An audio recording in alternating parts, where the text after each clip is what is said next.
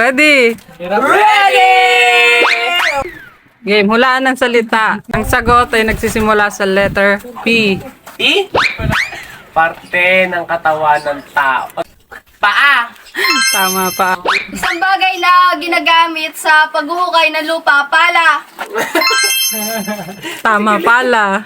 Hala! Isang alagad ng simbahan o isang tao nagsasakripisyo sa ano yan? At nagdarasal.